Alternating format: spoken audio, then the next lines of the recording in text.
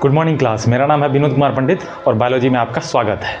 आज पढ़ेंगे हम सेंट्रोसोम, वैक्यूल्स और पढ़ेंगे हम न्यूक्लियस के बारे में और पढ़ेंगे हम प्लास्टिड के बारे में। काफ़ी डिटेल से चर्चा होगी, आप लोगों को बने रहिएगा, ठीक है। सेंट्रोसोम देखते हैं।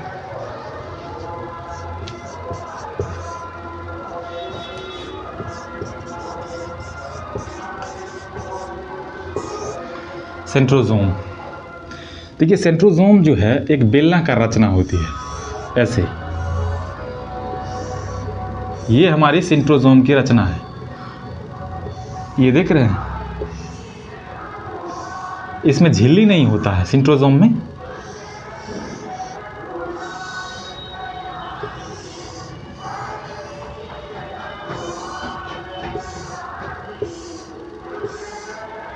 देखिए, यही हमारा सेंट्रोसोम है। एक सेंट्रोसोम नहीं होता, दो सेंट्रोसोम मिलके एक सेंट्रोसोम, दो सेंट्रियोल्स मिलके एक सेंट्रोसोम का निर्माण करता है। अगर ये एक बेलनाकार को नाम देना चाहेंगे तो ये सेंट्रियोल्स कहलाएगा, सेंट्रियोल्स, ठीक है। और इन दोनों को मिला के बनता है सेंट्रोसोम। सेंट्रोसोम ये एक दूसरे से 90 डिग्री पर जुड़ा रहता है, ठीक है। 90 डिग्री पर जुड़ा रहता है। इसमें झिल्ली नहीं होती है। झिल्ली क्या होती है? नहीं होती है। ये कितने डिग्री पर जुड़ा होगा? 90 डिग्री पर जुड़ा होगा। इसका खोज कौन किया था? सेंट्रोसोम का खोज किया था, सेंट्रोसोम का खोज किया था थियोडोर बोवेरी। तो इसका नामकरण किया था और इसका खोज करने वाला था, एक सेकेंड यार, कभी कभी भूल जाते हैं, ऐसा होता है ना।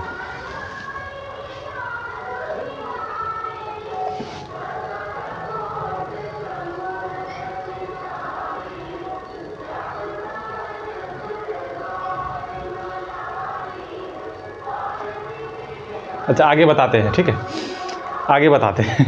अभी भूल रहे हैं। थियोडोर बेवोरी ने इसका नामकरण किया था कि इसको सेंट्रोसोम कहेंगे। इसका नामकरण किया था थियोडोर बेवोरी, ठीक। ये हमारा सेंट्रोसोम है और इसका काम है कोशिका का विभाजन करना। क्या काम है? कोशिका विभाजन करना। ये ब्रेन के सेल में नहीं होता है, मतलब नर्वस सेल में नहीं होता है ये। क्यों? तभी तो उसका विभाजन नहीं होता है। ब्रेन में अगर चोट लग गया, अंदर में जाके ब्रेन जो होता है लाल कलर का, गुलाबी, तो गुलाबी नहीं कहते उसको यार, पिंक। तो उस ब्रेन में अगर चोट लग गया, जो मस्तिष्क होता है, तब वो ठीक होने वाला नहीं है, क्योंकि वो विभाजित ही नहीं करता है। तो ब्रेन में अगर चोट लगा, वहाँ पे गड्ढा उड्ढा बन गया, तो कोशिका विभाजित होकर वहाँ पे भरता ही नहीं है, वहाँ पे प्लेन नहीं कर पाता है, इसीलिए वो ठीक नहीं हो पाता है। और अगर ठीक से चोट लगा तो डिलीट हो जाना निश्चित है, ठीक है। हाँ, तो ये सेंट्रोसोम का फंक्शन है। सेंट्रोसोम का फंक्शन यही है। इसमें झिल्ली नहीं पाई जाती है, 90 डिग्री पर जुड़ा रहता है। और ये थियोडोर बेवोरी ने इसका नामकरण किया था। कोशिका, ये जो है कोशिका विभाजन करता है, न्यूक्लियर सेल में नहीं, ये नर्वस सेल में नहीं पाया जाता, जिसके कारण मस्तिष्क में कोशिका विभाजन नहीं हो पाता है और मस्तिष्क में चोट लगने पर ठीक नहीं हो पाता है। अब एक ये क्योंकि ये बेलनाकार होता है। कैसा होता है? बेलनाकार होता है।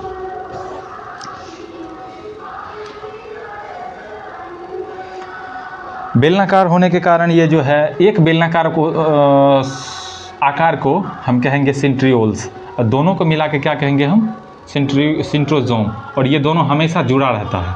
जब कोशिका विभाजन होने को रहता है, तब ये टूट के आधा ऊपर चला जाता है एक पोल पर, आधा दूसरे पोल पे चला जाता है। ये कोशिका विभाजन में पढ़ेंगे, ठीक है।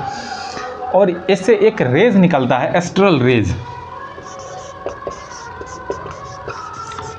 एस्ट्रल रेज निकलता है, जो क्रोमोसोम, जब कोशिका विभाजित होती है तो उस समय क्रोमोसोम को खींचता है एस्ट्रल रेज, मतलब विभाजित करता है, ठीक है। तो कोशिका विभाजन के समय एस्ट्रल रेज निकलता है, किससे? इसी सेंट्रोसोम से। और वो क्या कहते हो, क्रोमोसोम को विभाजित करता है। ठीक है, क्रोमोसोम को क्या करता है, विभाजित करता है। ठीक है, तो ये रहा आपको सेंट्रोसोम का फंक्शन।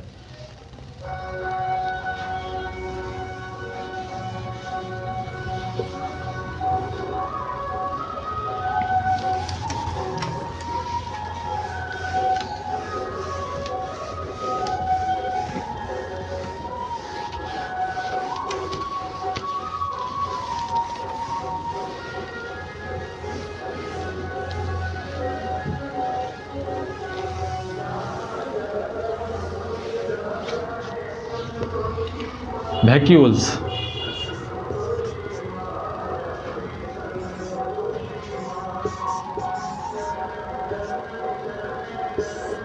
इसको कहते हैं रिक्तिका हिंदी में। ठीक है, वैक्यूल्स का आकार होता है ऐसे। ठीक है, ये हमारा वैक्यूल्स है और ये सेल में रहता है। ठीक है, और यहाँ पे इसमें बहुत सारे खाद्य पदार्थ रहता है, पानी रहता है, कार्बोहाइड्रेट रहता है, प्रोटीन रहता है, खनिज लवण रहता है, ये सब चीज़ रहता है। तो ये खाद्य पदार्थ को क्या करता है, संचित करता है।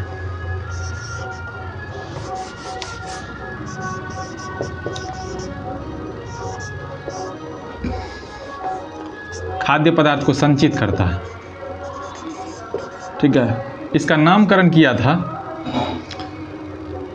डुजार्डिन।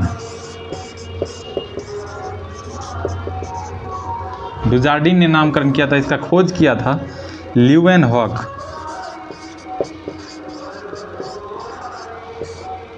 ये किया था 1776 ईस्वी में। ठीक है, और इसका काम क्या है, आपातकालीन स्थिति में कोशिका को जीवित रखने का काम करता है, क्योंकि ये भोजन संग्रहित करता है, जल संग्रहित करता है। तो आपातकालीन स्थिति, जैसे भोजन नहीं किया, जल नहीं ग्रहण किया, तो ये उसको कोशिका को दे देगा ताकि कोशिका जिंदा रहे। आपातकालीन स्थिति के लिए ये काम करता है। ठीक है, ये तो इसका फंक्शन रहा। अब क्योंकि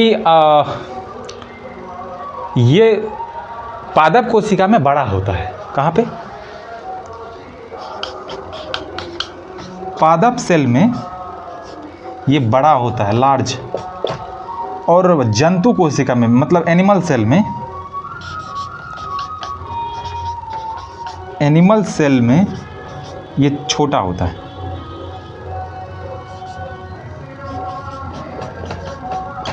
ठीक है, कोई दिक्कत, ये वैक्यूल्स हमारा क्लियर हो गया। अब पढ़ते हैं न्यूक्लियस।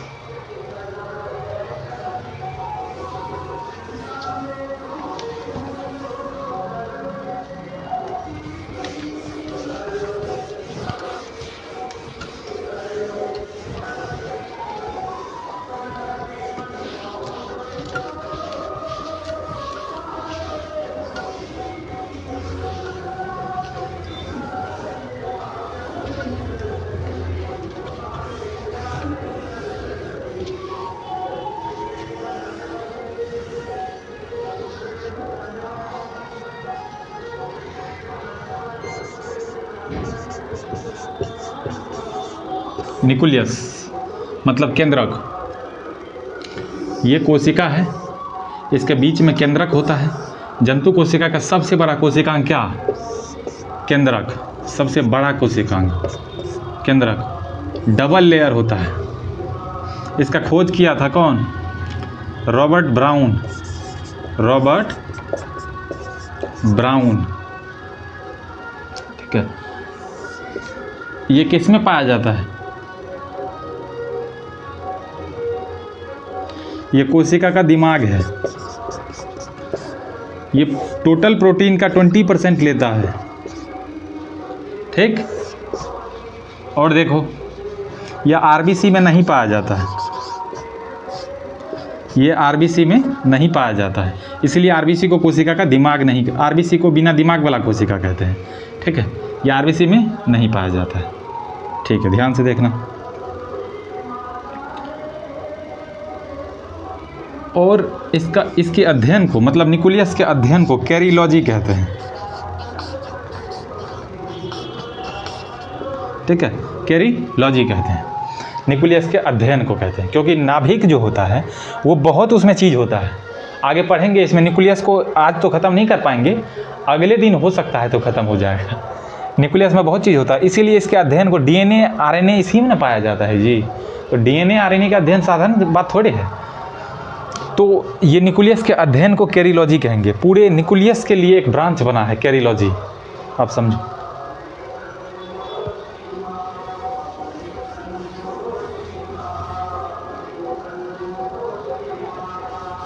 देखो न्यूक्लियस का 4 पार्ट होता है, ठीक है।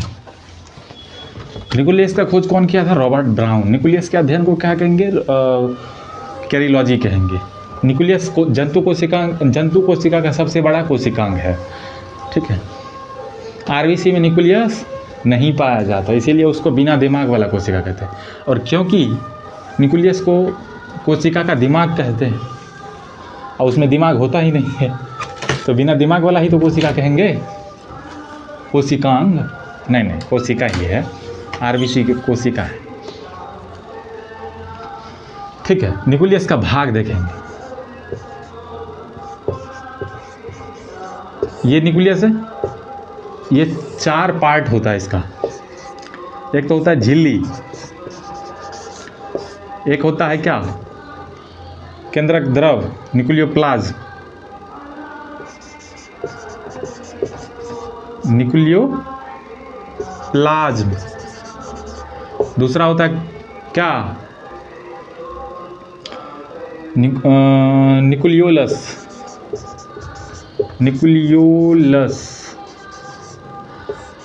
चौथा होता है क्रोमैटिन होता है, ठीक है। तो झिल्ली के बारे में देख रहे हैं हम, पढ़ते हैं। मान लो ये न्यूक्लियस है, ठीक। ये चारों ओर इसका झिल्ली है। ये तो ये हो गया एक लेयर। दूसरा भी लेयर होता है इस पर, डबल झिल्ली से घिरा होता है। कौन? न्यूक्लियस। अब देखो ये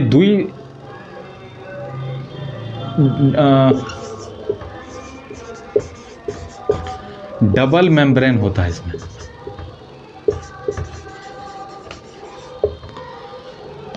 दुई झिल्ली युक्त कोशिकांग है ये, दुई झिल्ली युक्त कोशिकांग है ये। अब देखो इस स्पेस को, दोनों झिल्ली के बीच के जो स्पेस है ये वाला, इसको कहते हैं peri nuclear space. Peri nuclear space. इसका जो स्पेस है ये 150 एंगस्ट्रॉम के स्पेस होता है, ठीक। और इस स्पेस में एक फ्लूइड भरा रहता है, उस फ्लूइड को कहते हैं पेरी न्यूक्लियर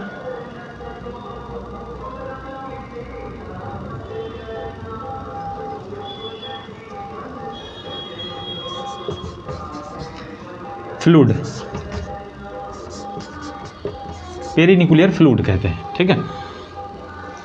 और ये जो छिद्र देख रहे हैं आप, होल देख रहे हैं चारों बगल, ये वाला होल, इस होल को कहते हैं न्यूक्लियर पोर। न्यूक्लियर पोर कहते हैं। और ये होता है 500 से 800 एंगस्ट्रॉम के बीच होता है। समझ पा रहे हैं? ये होल का मोटाई, डायमीटर जो होता है वो 500 से 800 एंगस्ट्रॉम होता है, ताकि हमारा जो साइटोप्लाज्म है और न्यूक्लियोप्लाज्म है वो दोनों में से भोजन का आदान प्रदान हो सके, समझ रहे हैं? प्रोटीन न्यूक्लियस में जा सके, पानी जा सके, भोजन जा सके, हर चीज़, ठीक है। इतना तक किसी को दिक्कत? ये देख लीजिए आप। अब इसको मिटाते हैं। एक झिल्ली वाला कॉन्सेप्ट क्लियर हुआ, झिल्ली खत्म हो गया। डबल लेयर होता है किसमें? न्यूक्लियस में डबल झिल्ली होता है। जैसे माइटोकॉन्ड्रिया में डबल झिल्ली था, उसी तरह से इसमें भी डबल लेयर होता है। सेंट्रोजोम में तो झिल्ली ही नहीं होता है, राइबोसोम में झिल्ली नहीं होता है, दोनों में झिल्ली नहीं होता है।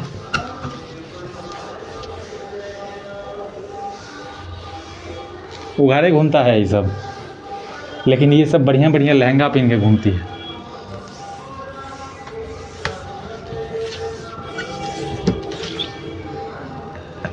अब बताते हैं। न्यूक्लियोप्लाज्म, ये हमारा न्यूक्लियस है, इसके इसी में एक फ्लूइड भरा रहता है जिसको न्यूक्लियोप्लाज्म कहते हैं। क्या कहते हैं हम? न्यूक्लियोप्लाज्म कहते हैं। न्यूक्लियोप्लाज्म कहते हैं। अब इसमें क्या होता है? खनिज, लवण, प्रोटीन, एमिनो एसिड, ये सब चीज़ भरा रहता है इसमें। इसी सब चीज़ से मिलकर बना होता है। ठीक है, इतना चीज़ आप लोग नोट कर लेना। साइटोप्लाज्म में, सॉरी प्रोटो, क्या कह रहे हो, न्यूक्लियोप्लाज्म में।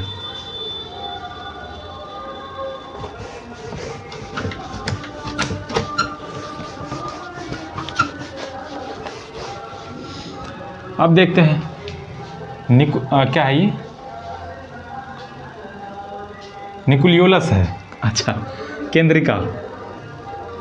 देखो ये हमारा न्यूक्लियस हो गया। ठीक, इसके बीच में एक गोला रहता है जो इसमें झिल्ली नहीं पाई जाती है, मेम्ब्रेन लेस होता है, ये झिल्ली नहीं होती है। ये आरएनए से बना होता है, ये प्रोटीन से बना होता है, प्रोटीन और आरएनए दोनों से मिल के बना होता है। ठीक है, और इसमें झिल्ली नहीं होती है। ये आरएनए और प्रोटीन का एक गांठ है, उसी गांठ को कहते हैं हम क्या? न्यूक्लियोलस, मतलब केंद्रिका कहते हैं। ठीक है, इसी गांठ को कहते हैं। और इसका काम क्या? इसका काम ये है, राइबोसोम को बनाना है, राइबोसोम को बनाना है। ठीक, ये केंद्रक के अंदर होता है, केंद्रक में, देख रहे हो, राइबोसोम को बनाना है। इसका खोज हुआ था 1840 में। इसका खोज किया था बोमेन ने किया था 1840 ईस्वी में। ठीक है, इतना याद रखना इसके बारे में। इसमें झिल्ली नहीं होती है, ये आरएनए और प्रोटीन से मिलके बना होता है। और क्या, ये राइबोसोम बनाता है। यह इसका खोज किया था बोमेन 1840 ईस्वी में। कोई दिक्कत? कोई दिक्कत नहीं ना? और पढ़ते हैं।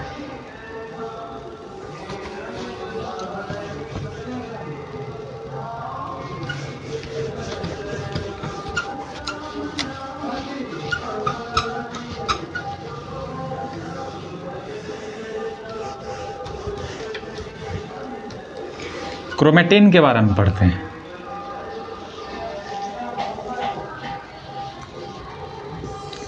ये हमारा न्यूक्लियस हो गया। ये स्पॉट क्या है? न्यूक्लियोलस। अब इसी के बगल इर्द गिर्द में क्रोमेटिन होता है, ऐसे करके लंबा लंबा तार, रस्सी जैसा फैला रहता है।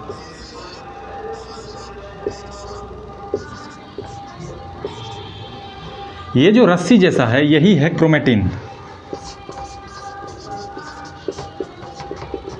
ठीक, एक्चुअल में ये है क्रोमोसोम। ठीक है, क्रोमोसोम है। देखिए कैसे क्रोमोसोम है। ये जब कोशिका विभाजित नहीं होता है तो कोशिका विभाजन से पहले, कोशिका विभाजन से पहले और कोशिका विभाजन के बाद ये फैला रहता है, आराम से रिलैक्स मोड में रहता है। उसी रिलैक्स मोड को कहते हैं हम क्रोमेटिन। जब कोशिका विभाजित होने वाला होता है तो ये इकट्ठा हो जाता है, सभी ये सिकुड़ जाता है। उसी सिकुड़े हुए भाग को कहते हैं हम क्रोमोसोम। आप समझे? जब कोशिका विभाजित होने लगता है तो वो सिकुड़ जाता है और उसी सिकुड़े हुए भाग को कहते हैं क्रोमोसोम। जब कोशिका विभाजित नहीं हो रहा होता है तो आराम से रिलैक्स मोड में अपना काम करते रहता है, वही है क्रोमेटिन। एक ही नाम को दो बार लिख दिया है तो कोई मतलब बनता है इसका? देख लो।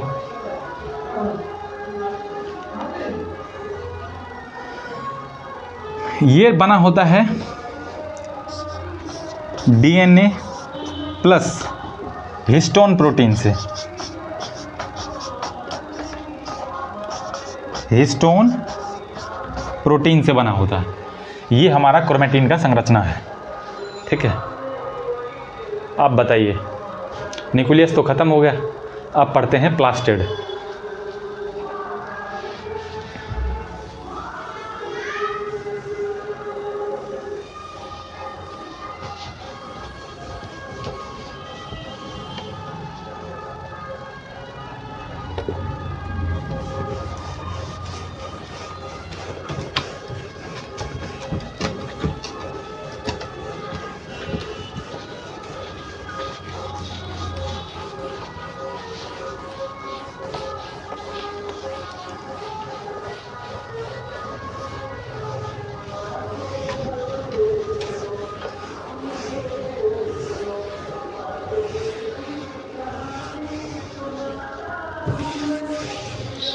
प्लास्टिड के बारे में पढ़ते हैं।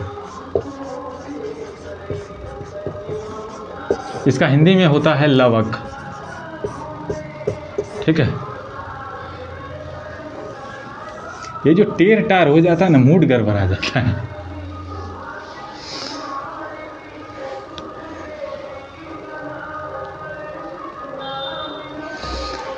प्लास्टिड के बारे में जानते हैं।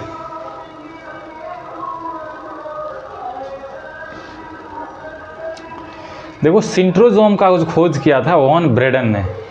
सिंट्रोजोम में जो नाम बता रहे थे, वॉन ब्रेडन, यही खोज किया था किसका? सिंट्रोसोम का। सिंट्रोजोम, इसका खोज कौन किया था? वॉन ब्रेडन। तो याद रखना, तभी भूल गए थे यार।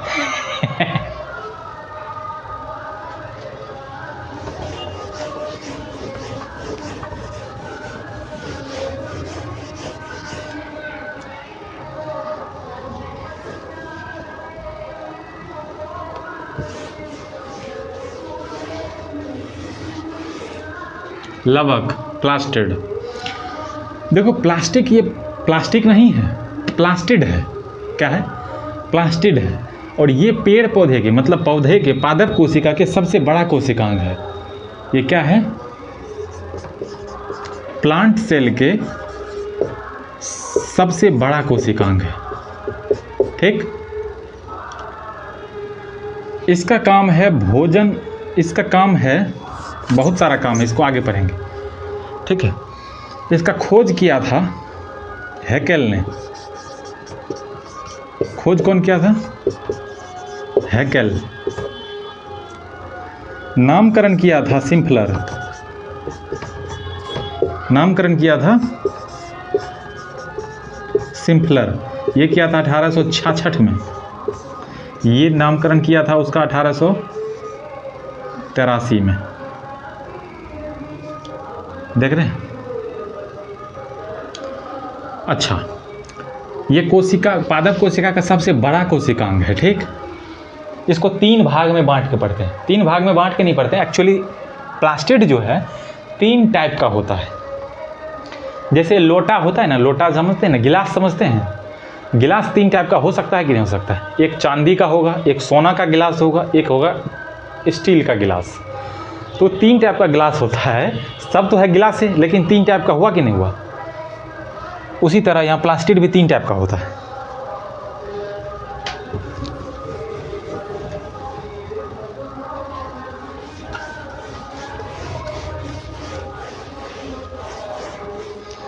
देखिए,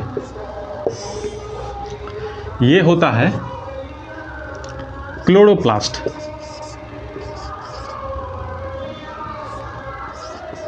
क्लोरोप्लास्ट। एक होता है ल्यूकोप्लास्ट। तीसरा होता है क्रोमोप्लास्ट। क्रोमोप्लास्ट। ठीक है, इसका हिंदी होता है हरित लवक। हरित लवक। इसका हिंदी होता है अवर्णित लवक।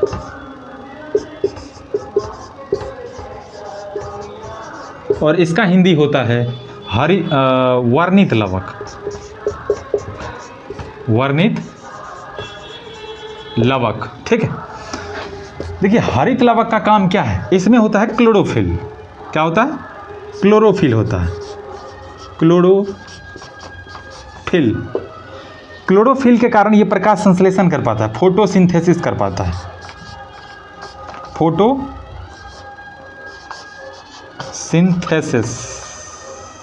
सिंथेसिस कर पाता है। इसीलिए कहा जाता है कि पेड़ पौधा का सबसे महत्वपूर्ण जो इम्पोर्टेंट ऑर्गन है वो है हमारा कौन, क्लोरोप्लास्ट। ये पाया जाता है रूट और तना में, मतलब जड़ और तना में, दो जगह पाया जाता है। क्योंकि तना जो होता है पेड़ का वो भी प्रकाश संश्लेषण कर लेता है, अब पत्ता तो करता ही है, ठीक है।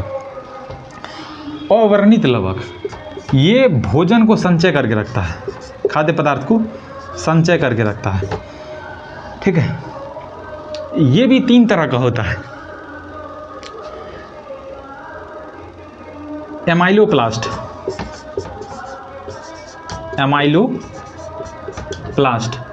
ये कार्बोहाइड्रेट का संचय करता है,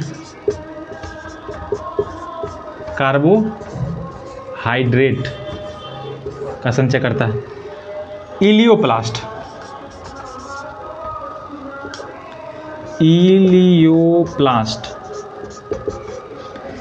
ये वसा का संचय करता है। और एक होता है एलियोरोप्लास्ट या प्रोटीनोप्लास्ट। एलियोरोप्लास्ट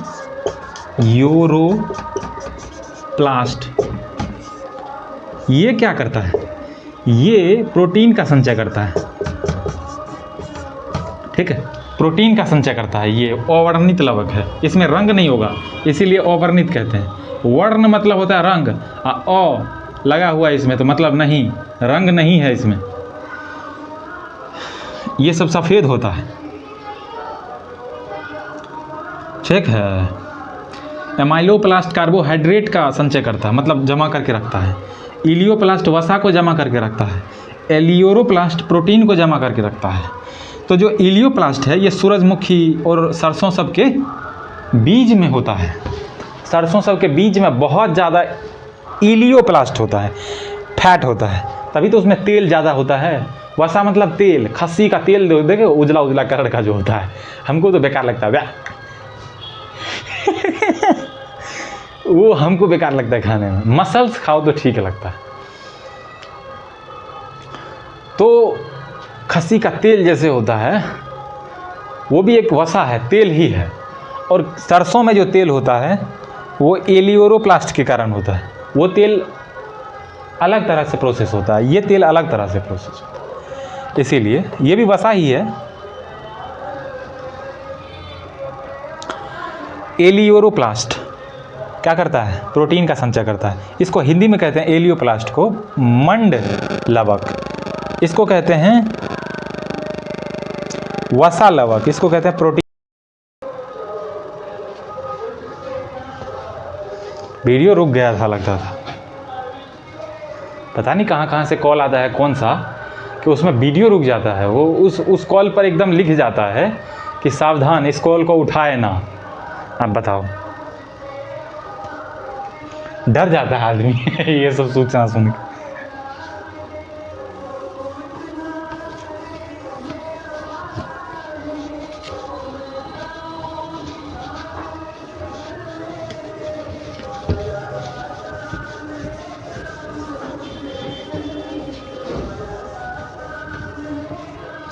अब बचा है क्रोमोप्लास्ट। क्रोमोप्लास्ट का मतलब होता है वर्णित लवक। ये होता है फल और फूल में, ठीक है, ये फल और फूल में होता है, ठीक है, क्रोमोप्लास्ट। उसका मतलब क्या होता है, वर्णित लवक, मतलब इसमें रंग होगा। इसलिए फल फूल का रंग जो है अलग अलग रंग का होता है, पीला होगा, लाल होगा, गुलाबी होगा, पिंक होगा, मैरून होगा, कैसा कैसा कलर होता है। और फल का भी रंग अलग अलग होता है कि नहीं। तो इसका काम क्या है, फल और फूल में रंग देने का काम करता है। ये क्या करने का काम करता है, रंग देने का काम करता है, ठीक है, फल और फूल में। और ये फल और फूल में ही पाया जाता है, पाया जाता है, ठीक है। ये जैसे मान के चलो कि टमाटर है, टमाटर में कौन सा, लाइकोपिन, लाइकोपिन के कारण टमाटर लाल होता है। गाजर में कौन सा, गाजर में होता है कौन, कैरोटीन, कैरोटीन के कारण लाल होता है गाजर। आम में कौन सा, बीटा कैरोटीन,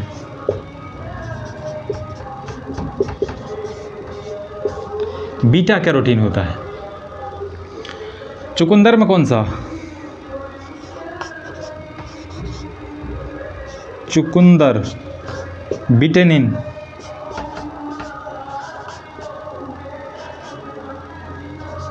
बिटेनिन,